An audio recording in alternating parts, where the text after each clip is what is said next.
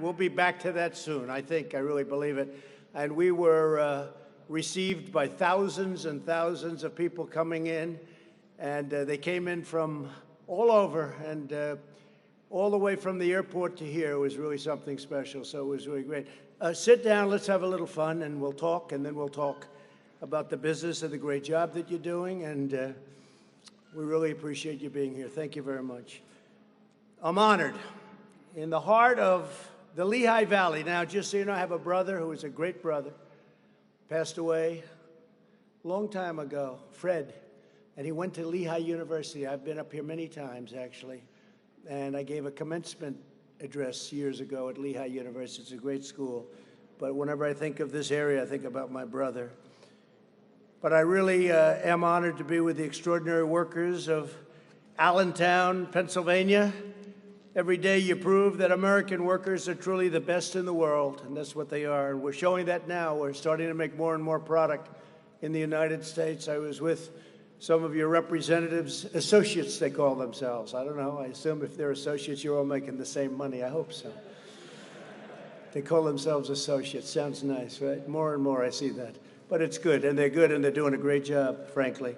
But they're talking about so much of the product now is made in the USA, whereas in the past it wasn't. It wasn't. But they were talking about 90%, 80 to 90% is made of what you distribute is now made in the USA, and that's taken a long while for us to get it. I started that right from the beginning. It's probably one of the major reasons that I'm here. It's called America First. We want America first. We love the world. We want America first. Today, we're announcing a groundbreaking initiative to replenish and modernize our strategic national stockpile. The cupboards were bare. You've heard me say it a lot. When we came into this administration, those cupboards were bare. I've come to this major medical supply distribution hub because the workers here at Owens and Minor have a critical role in this national effort, and it's a critical role that you fulfilled incredibly well, or I wouldn't be here. I would have found someplace else. And thank you for those beautiful hats. I appreciate it. Thank you. Thank you very much. From the moment this terrible virus reached our shores, each of you has worked relentlessly to get the vital supplies to our healthcare warriors. And they are warriors, aren't they, when you see them going into those hospitals and they're putting the stuff that you deliver, but they're wrapping themselves and the doors are opening and they're going through the doors and they're not even ready to go through those doors. They probably shouldn't, but they can't get there fast enough, and they're running into death just like soldiers run into bullets in a true sense. I see that with the doctors and the nurses and so many of the people that go into those hospitals. It's incredible to see. It's a beautiful thing to see, but I really call them warriors. We're all warriors. Everyone in our country is a warrior. We have to be, because of what happened, and it should have never happened. It should have been stopped at the source. But each of you has worked relentlessly to get those supplies to our healthcare warriors, and all across the hospitals, and specifically for this plant in New York, New Jersey, and Pennsylvania. As you know, the pandemic has inflicted profound hardship, especially in the areas that you serve. Within one heartbeat, America grieves for every life and every family, all of those that have been lost, and all over the world. 186 as of this morning, 186 countries. What a horrible shame. And we thank God for the courage of those on the front lines. And you make it possible for them.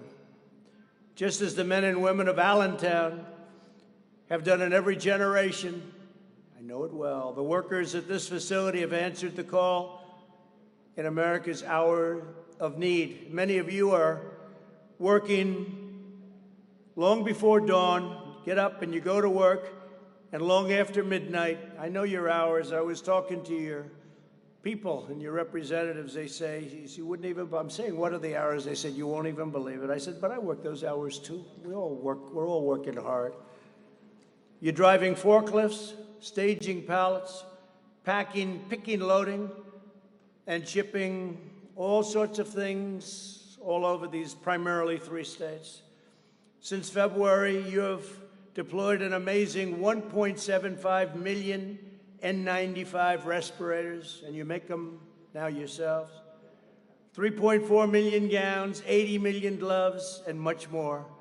And on behalf of our nation, I want to thank you because you're making America proud.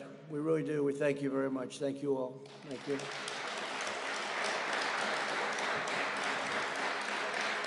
I'm grateful to Owens & Minor President Edward Pasica, along with your Chief Operating Officer, Jeff Jacobs.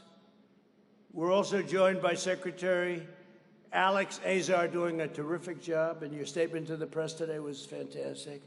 He made a very impassioned, strong, powerful statement today. FEMA Administrator Pete Gaynor. Pete, thank you very much. Great job. Fantastic job. You're dealing directly, and you and Admiral John Polovchek. Where's the Admiral? Admiral, great job. Thank you very much. Are they doing a good job here, Admiral? Huh? Good. When the Admiral says yes, that means you're doing a good job.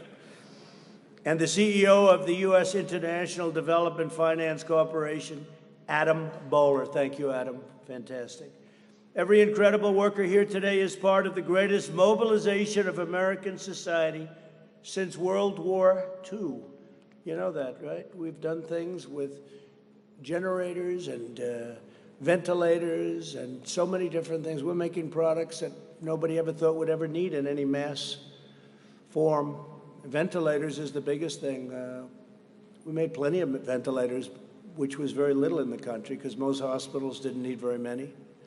And all of a sudden they said, we need hundreds of thousands of ventilators. We need kinds of numbers that you wouldn't believe. And we were mobilized, and with Adam and with the Admiral and with all of these people, and Jared, somewhere Jared is here. What they did is incredible. We brought geniuses in from Silicon Valley, and all of a sudden, within a short period of time, we had 11 plants up making ventilators, and you wouldn't believe what it is. And now we have so many. Every state has more than they need.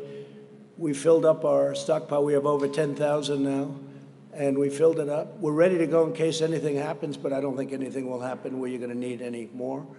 And we're now helping other countries with ventilators because nobody can make, you can't make them. They're very tough to make, very expensive. I say it's tougher than making a car. And we make the best ventilator, too. So they've done a fantastic job. And 2 months ago, you couldn't get a ventilator. We were left virtually none.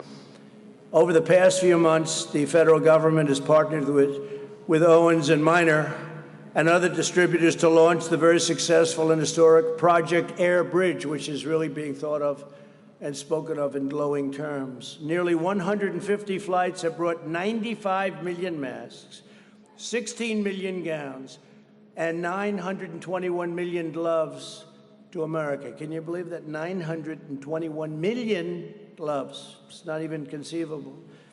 Guided by our team, workers like you distributed over 1 billion pieces of protective gear to places in need, a truly remarkable accomplishment. After meeting the immediate demand, we'll be transforming and transitioning from Project Air Bridge to Sea Lift, where we're using big ships, giant ships.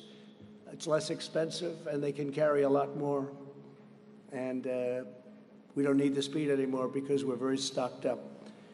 Now, as our country begins a safe and gradual reopening, we're launching a monumental effort to replenish and rebuild the strategic national stockpile. We also did that, by the way, with fuel. When oil went down, we replenished our strategic national reserve. And we got it for a great price. Would you believe what went on with fuel? But now it's starting to go back, and we're saving our energy industry, because people didn't need too much gasoline when there were no cars on the road. And I said to the governors, I said, there are no cars on the road. This is a good time to fix your highways. Fix your highways now. Some did, and some didn't, right? They didn't. They were worried that two people working 35 feet away from each other or driving a tractor or whatever they might be doing, they'll catch the virus. But the ones that did were really helped, because you went from being these massive traffic jams to having no traffic. And I can tell you, Florida was a state. Great governor. And Ron was he told me, he said, I'm doing it. I said, that's a good thing. Not everybody did it. Ron DeSantis of Florida, governor of Florida. But some did, and they've saved tremendous amounts of money. And in rush hour, they're building, and they hardly had to close a lane. So, you know, there are a lot of good things you can do, but some people decided not to do that. Under the previous administration, the stockpile was depleted and never fully refilled. Most of the N95 masks were distributed during the N1H1. Now, you know who says that, right? N1H1. Who says that? Sleepy Joe Biden. Remember? He said the N1H1. I said, isn't it the other way around? They said, yes, sir. But he said it, so it doesn't make any difference. But during the H1N1, and that's the swine flu, and there was a pandemic in '09 that was not well handled at all, got very poor marks. Never again will another president inherit empty shelves or expired products, at least hopefully in 5 years you're talking about, maybe 9 years, maybe 13 years. But you'll never have to deal with empty shelves, and you'll never have to deal with a depleted military. The military that we took over was depleted and in horrible shape. We've now spent $1.5 trillion rebuilding our military. We have the strongest military we've ever had, by far. And this is a good time to have it, too. And all of the product was built in the USA. But I'm determined that America will be fully prepared for any of the future outbreaks, of which we hope there's going to be none. Who would have thought? 1917, it could have been up to 100 million people were killed. And that was the Spanish flu. 1917, who would have thought this was going to happen? That's over 100 years ago. Our effort begins by dramatically increasing our reserves. Instead of 1 to 3 weeks worth of supplies, which we had less than that, the U.S. government will now stockpile 3 whole months, much of it made in the USA.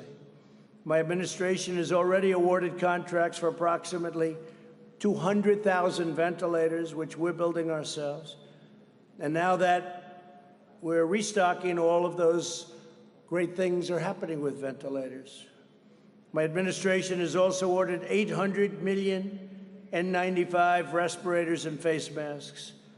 Face masks also we're making here. Last week I was at Honeywell, great company, high-tech company, and they're making masks. And they're making face masks. They're making a lot of different things that 3 months ago they never even thought about. They've geared up. It's incredible what some of the companies have been able to do. You've seen that, what Honeywell has done, an incredible job they've done.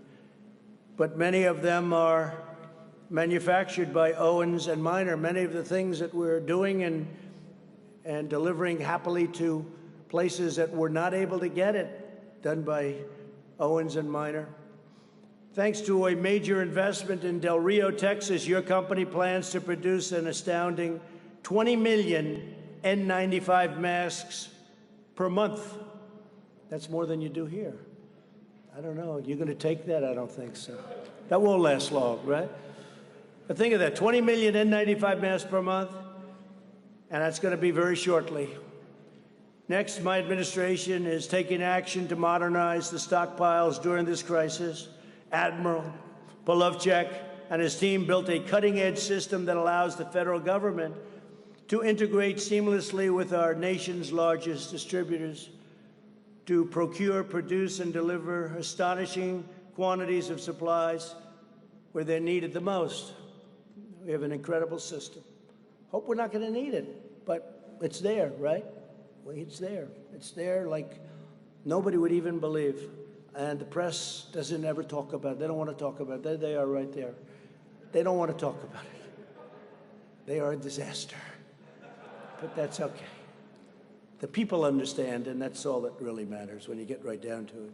Going forward, we'll build on the system to create a stockpile that is not only the best resourced in the world, but also evolves to meet all of the new threats that can happen, things that you're not even thinking about right now. We'll continue to partner with American industry and distributors like you to help manage and rotate our vastly expanded inventory. The final step in rebuilding the stockpile is to bring critical manufacturing permanently back to America. Wouldn't that be nice, right? We're doing it, and we've been doing it. My goal is to produce everything America needs for ourselves and then export to the world, and that includes medicines. It's very important. Too reliant on other countries. And I've been saying that for a long time, long before I became elected president, right? He knows. He's been hearing it. To this end, earlier today, I signed an executive order, just signed it, invoking the Defense Production Act to grant new authority to the U.S. International Development Finance Corporation, just a little while on the plane. This federal agency normally invests in economic development projects in other countries. I said, how about investing in our country? We invest in other countries. Globalists, you know what a globalist is? They want the globe to do well, but they don't care about us. Now, we want everybody to do well, but we have to take care of America first. It's got to be America first. And you know what? Other countries say their country first. Why wouldn't they do that? But we didn't do that. We had a bunch of globalists. They didn't know what the hell they were doing. But under my order, it will now also invest in our country, helping to bring vital factories, pharmaceutical producers, and most importantly, jobs back home where they belong. Now, we had the greatest economy in the world. We had the best job numbers we've ever had. We had almost 160 million people working. We were never even close to that. The best unemployment numbers we've ever had. African American, Asian American, Hispanic American had the best job numbers in history, in the history of our country. They never did so well. Best income numbers, best stock market numbers, 401k numbers. The good part is the stock markets, because we know what we're doing. The stock market's ready to move. Never went down like a lot of people said, wow, it's at 23, 24,000. It was 29,000. It never went down like people would have assumed, because they know what's happening. They know, smart people, a lot of smart people, they know what's going to happen. We're going to have an amazing next year, one of our best. But we had the greatest year ever, and then we had to turn it off, artificially induced. We had to turn it off. And if we didn't do that, we would have lost 2 million people instead of, whether it's 95,000, 100,000, one is too many, but we would have lost 2 million people, maybe more than that, maybe somewhat less. But think of it, even if it was a little less, multiply what we have by 20 or by 15. Wouldn't be acceptable, wouldn't be sustainable. People would have said, what's going on over here? Multiply as bad as you've seen it. And you know, you can say what you want about the flu, but I've never lost anybody to the flu that I knew. I mean, I've had people, friends, they have the flu and they're sick, they don't feel good. And you call up, how you doing? You know, 3 days, 2 days, a week later, they're fine. Nobody ever said they died. But I've lost 5 people that I know. 2 people were very good friends of mine. And you call up 2 days later, how are they doing? Sir, they're in a coma. I said, they're in a coma. Now, they were older. I wouldn't say they were in the greatest of health. I wouldn't say their weight was perfect. Not perfect. But they're gone. So it's just a terrible, terrible thing. In my administration, we believe in 2 beautiful rules: buy American and hire American. This afternoon, I also have great news on testing. You know, we've been doing testing at a level that nobody's ever done it before. We cannot get the press to write about it or write fairly about it. And nobody has ever done. We've done double what anyone else. If you add up all of the countries in the world, we've done more testing than all of the countries in the world added up together. Nobody's ever done anything like that. And we have the best tests. We have tests that 2 months ago didn't even exist. Our great companies came up with things, Abbott Laboratories and so many others. They came up with things at Roche. They came up with things that nobody even believes. So we have the best testing in the world. It could be the testing's, frankly, overrated. Maybe it is overrated. But whatever they start yelling, we want more, we want more. You know, they always say, we want more, because they don't want to give you credit. Then we do more, and they say, we want more. But we have the greatest testing in the world. But what we want is we want to get rid of this thing. That's what we want. We want to get rid of this thing. This afternoon, I also have great news on that testing. America has now conducted its 10 millionth test. That's as of yesterday afternoon. 10 million tests we gave, 10 million. And CVS has just committed to establish up to 1,000 new coronavirus testing sites by the end of this month.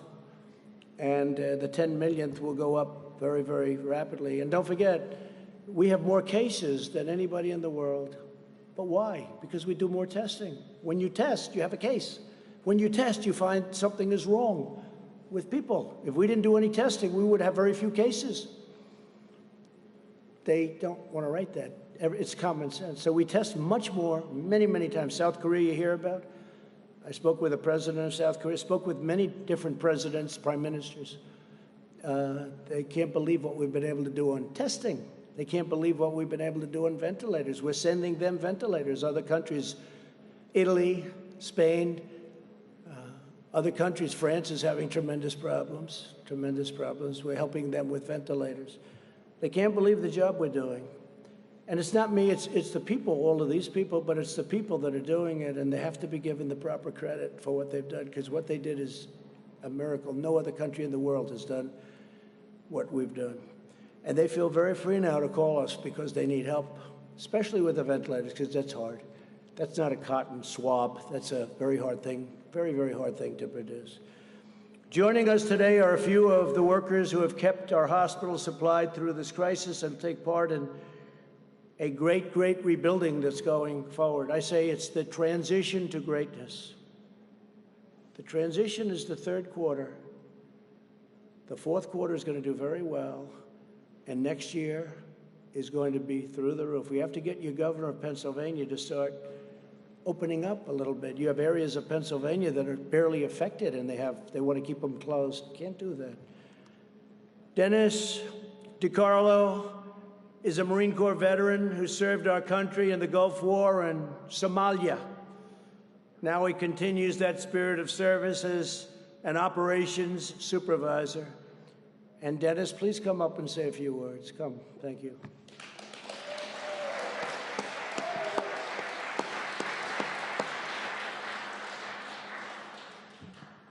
Thanks, Dennis. Thank you, Mr. President. I want to first start by saying thank you to all my teammates out there. We've had a lot of blood, sweat, and tears, and I want to say thank you to you guys. You guys are the ones who did this, so thank you. I know we're in a crisis situation with our country, and people have asked me how it's changed. For us, it's almost with little modifications. It's day-to-day business for us as dealing with the medical supplies. But I feel the one emphasis is on the seriousness. Whenever you're dealing with the medical field, it's a serious thing, but it's exponentially grown with what we're dealing with now. And if we make a mistake, it's amplified. So, yeah. I think you've done a fantastic job. They all like it. Do you like him? Huh? Fantastic. Thank you. Hey, Dennis, thank you. Good job. Good man. Give him a hand. Come on. I could see they like you, Dennis. They were told to be very low-key. When you walked up, they said, "We don't care. We're clapping for Dennis." Thank you. I saw what went on there. Eric Yost is a distribution teammate who's now in his 26th year with Owens & Minor. And he says he has never been prouder of your work right here in Allentown. We love Allentown. I love Allentown. Eric, please come up.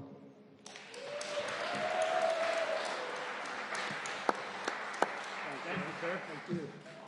Wow, wait a minute, I'm like short. Okay, sorry about that. Yes, I want to thank you also. If it wouldn't be for this great team of Owens and Miners all over the nations, we wouldn't be here today. I want to thank you all. Thank you again. The 26 years that I've been here, we started off kind of small back when Stewart was transitioning over to Owens & Miners. To make a long story short, we started with little stickers. And modern technology today revolved to where we have RFs, and we're better to equip the hospitals a lot quicker and pick it, receive it real fast. And then when this coronavirus came into place, we had to really react, and we did a great job on that. I mean, think about all them numbers that the president threw out there. I mean, that's a phenomenal job. We brought it into this buildings. We got it in, we got it out, we got it to the hospitals that were in dire need of all this. And my hat definitely goes off to all you guys. Thank you very, very much. Thank you, President. Thank you. Great honor.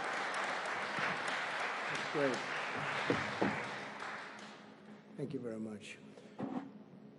Carol Tim is a safety and training coordinator who has taken on extra duties during the emergency. Carol, please come up. Thank you, Carol.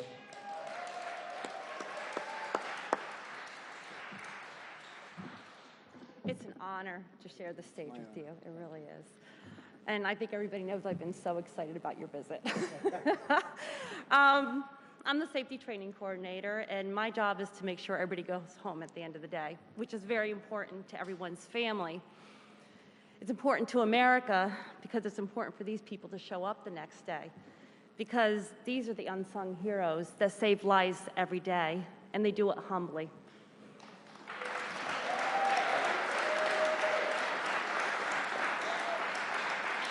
Mr. President, I wish you could have been here when we get the order to start transporting the masks and the gowns and everything that needs to go out to these hospitals. When that order came in, teammates from all different shifts just stopped without hesitation, and they flowed like magic in this facility. It was amazing to be able to see that, and they did phenomenal.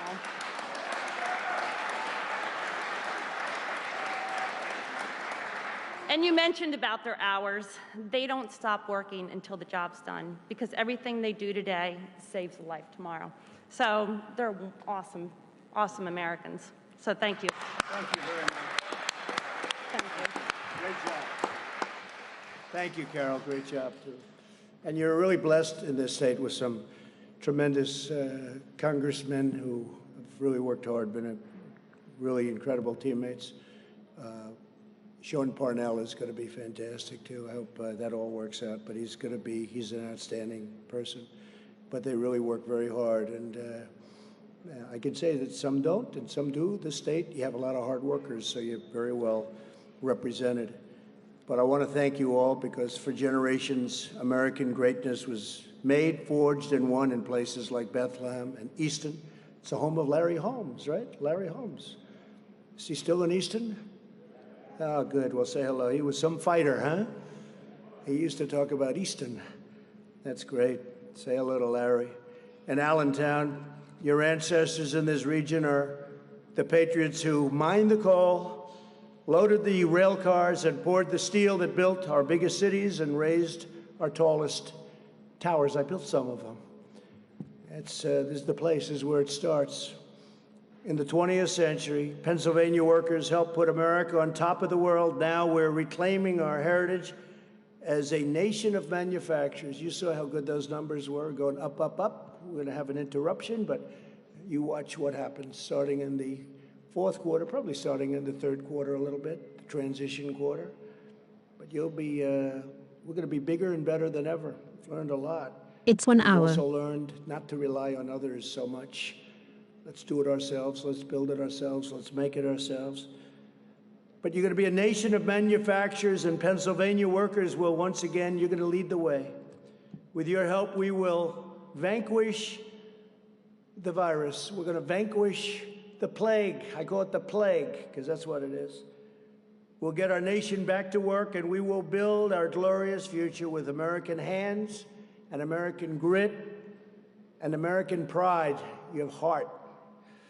I want to thank you to everyone at Owens and Minor. I want to thank you for this great area of the world. As I told you, I think of Fred, my brother Fred.